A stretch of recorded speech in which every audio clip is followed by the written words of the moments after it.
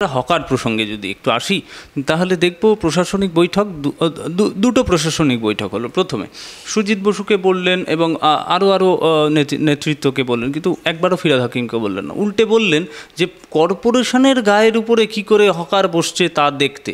রোজ একটার পর একটা হকার বসছে, নেওয়া যাচ্ছে না, জঞ্জালময় পরিস্থিতি। 1 মাস সময়ও দিলেন পরের দিন। এবং আমরা দেখলাম একটা দ্বৈত নীতি চললো, এবং এই দ্বৈত নীতি হচ্ছে নোটিফিকেশান না হওয়া, তারপরে এই বুলডোজার চললো, প্রশাসন অতি সক্রিয় হলো। এবং আমরা অনেক ক্ষেত্রেই প্রশাসনকে অত সক্রিয় দেখি না যতটা প্রশাসনিক নির্দেশ পেলে, প্রশাসনিক প্রধানের নির্দেশ পেলে। সেখানে ফিরহাদ হাকিম তো মেয়র শহরের, তার দায়িত্ব। তাহলে কি বসানো হতো হকারদের? এবং তারপরে আবার এই সমস্যা, যখন এই সমস্যা দেখছেন মুখ্যমন্ত্রী কী বলছেন? আপনি দেখবেন যে হকার উচ্ছেদের যে নাটকটা হয়েছে সেটা শুধুমাত্র হিন্দু এলাকায় হয়েছে। কেন আপনার মেটিয়াবুরুজে হকার উচ্ছেদ হবে না? মেটিয়াবুরুজে তো হকারের জন্য চলাচল করা যায় না। খিদিরপুরের অবস্থা তথৈবচ। রাজাবাজারে আপনি গিয়ে দেখুন কি অবস্থা আছে। এই রকম আরও কয়েকটা নির্দিষ্ট জায়গা কলকাতায় আছে যেখানে সবচেয়ে বেশি হকারের দৌরত্ব। ধর্মতলা চত্বর, সেখানে কেন সর্বত্র হানা হলো না? বেছে বেছে কেন মানিকতলা, খান্না, গড়িয়াহাট এইসব জায়গায় কেন? এই প্রশ্নের উত্তর আগে মমতা ব্যানার্জিকে দিতে হবে, ফিরহাদ হাকিমকে সুবিধা করে দিতে। সেই জন্য আমি মনে করি এই হকার উচ্ছেদটাই সাম্প্রদায়িকতায় ভরা। ববি হাকিম আজকে যে কথাটা বলেছেন, মমতা ব্যানার্জির উচিত ছিল ওকে দল থেকে সঙ্গে সঙ্গে বহিষ্কার করে গ্রেপ্তার করা। কারণ উনি এর আগে বলেছিলেন, প্রকাশ্য জনসভায় বলেছিলেন মেটিয়াবুরুজে, যে মেটিয়াবুরুজ খিদিরপুর হচ্ছে মিনি পাকিস্তান। অতএব যিনি এখানে পাকিস্তান বানাতে চান, ভারতের মধ্যে, বাংলার মধ্যে পাকিস্তান বানাতে চান, তাকে হয় এখান থেকে পাকিস্তানে পাঠানো দরকার, আর নইলে এখানে জেলে পড়া দরকার। কিন্তু মমতা ব্যানার্জি কিন্তু তা করেননি। তার মানে হচ্ছে যেই উগ্রবাদী শক্তিকে, এই ইসলামী শক্তিকে, বা যারা এই জেহাদি শক্তি, তাদের সাথে মমতা ব্যানার্জির যোগসাজশ স্পষ্ট। ভয়ে হোক আর ভক্তিতে হোক, তিনি তাদেরকে ঘাটাতে সাহস পাচ্ছেন না, বরঞ্চ বাহবা দিচ্ছেন। এবং আমরা একটু যদি শান্তনু ঠাকুর বনগাঁর দিকে চলে যাই, একদম কালকের খবর, একটা প্যাড দেখলাম শান্তনু ঠাকুরের লেখা সই করা। সেইখানে উনি অবাধ যাতে গরু এপার ওপার করা যায় সেই রকম একটা, বারবার একটা পত্রিকার হেডলাইন হয়ে গেলেন একেবারে শান্তনু ঠাকুর, মোদির মন্ত্রিসভায় গরু পাচারের যোগ। এই কোন চিত্র? কি ব্যবস্থা নিয়েছে দল কিছু, বা এটা কোন বার্তা দেয়? হ্যাঁ, এটা শান্তনু ঠাকুরই স্পষ্ট করতে পারবে, আমাদের এ ব্যাপারে কিছু জানা নেই। তো যদি এই বিষয়ে তদন্ত যারা করছে তারা তদন্ত করুক, আইন যা স্থির করবে সেটাই হবে, আইন আইনের পথে চলবে। এর মধ্যে কতটা সত্য আছে, কতটা তৈরি করা, এই বিষয়গুলো নিয়ে অনেক বিতর্ক আছে।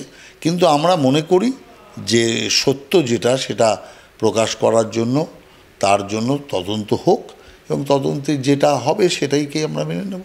একদম তাই। আমি জোট প্রসঙ্গটা দিয়ে শেষ করব। একটা জোটের যে প্রসঙ্গ, জোটের আশা ছিল বামেরা ঘুরে দাঁড়াবে, ঘুরে দাঁড়ানো হলো না, 1% ভোট কমে গেল। আমি বলছিলাম যে এই জোট নিয়ে আবার একটা নতুন বিতর্ক হলো। বিকাশ রঞ্জন বাবুর কথায়, তিনি ব্যক্তি পূজায় বিশ্বাস করেন না, মীনাক্ষী, আগুন পাখি, এইগুলো বলা নিয়ে নানা রকম বিতর্ক তৈরি হলো। এবং তারপরে একের পর এক মন্তব্য শুরু হলো কংগ্রেস থেকে, সিপিআইএম থেকে। জোটে কি বনিবনা হলো না? আর কি এ রাজ্যে, আমি বলছি সিপিআই যে বামফ্রন্ট, সেই বামফ্রন্টের শরিকদের মধ্যেই তো এবার দেখছি গণ্ডগোল। লিবারাল পার্টি এক কথা বলছে, সিপিআই এক কথা বলছে। দেখুন, 34 বছর সিপিএমের দাদাগিরি বামফ্রন্টের বিভিন্ন শরিক দল মুখ বুজে সহ্য করেছে।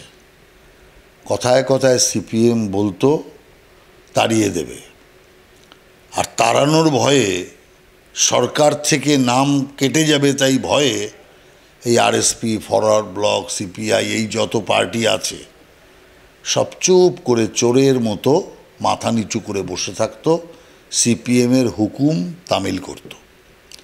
এখন আর সিপিএমের কিচ্ছু নেই। অন্যান্য শরিকেরও যে অবস্থা, সিপিএমেরও সেই অবস্থা।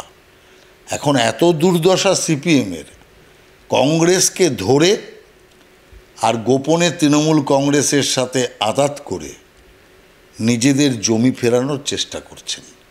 তো এই যে অবস্থা, এই অবস্থায় শরিকরা কেউ মান্যতা দেয়? কেউ মান্যতা দেয় না। যার জন্য সিপিএমের ধমকানি চমকানি এগুলোতে শরিকরা বিন্দুমাত্র কোনো পাত্তা দিচ্ছে না। তা আমি মনে করি সিপিএমের দিন শেষ হয়ে গেছে। ও যত চেষ্টা করুক আর যা করুক, সিপিএম আর ঘুরে দাঁড়াতে পারবে না। এটা কমিউনিস্টদের ইতিহাস। কমিউনিস্টরা থাকে অনেক দিন, কিন্তু যখন বিদায় হয়ে যায় আর ফিরে আসে না। এটা সারা বিশ্বের রেকর্ড কমিউনিজম। কমিউনিজমকে মানুষ প্রথমে গ্রহণ করে, ভালো ভালো কথা, তো ভালো ভালো কথা, ভালো ভালো ব্যাপার, নতুন নতুন কিছু কথা, যার জন্য চট করে গ্রহণ করে। কিন্তু তারপরে যখন বর্জন করে আর ওই ময়লাকে আর লোকে ঘরে তোলে না। অতএব আপনি দেখুন, ভারত একটা এমন একটা রাষ্ট্র, বিজেপি তৈরি হয়েছে তো সেদিন, জনসংঘেরও আগে তৈরি কমিউনিস্ট পার্টি, এতদিন ধরে এই দেশে কাজ করছে। ওই কেরালা, ত্রিপুরা আর বাংলা, তার থেকে বাংলা বাদ হয়ে গেছে।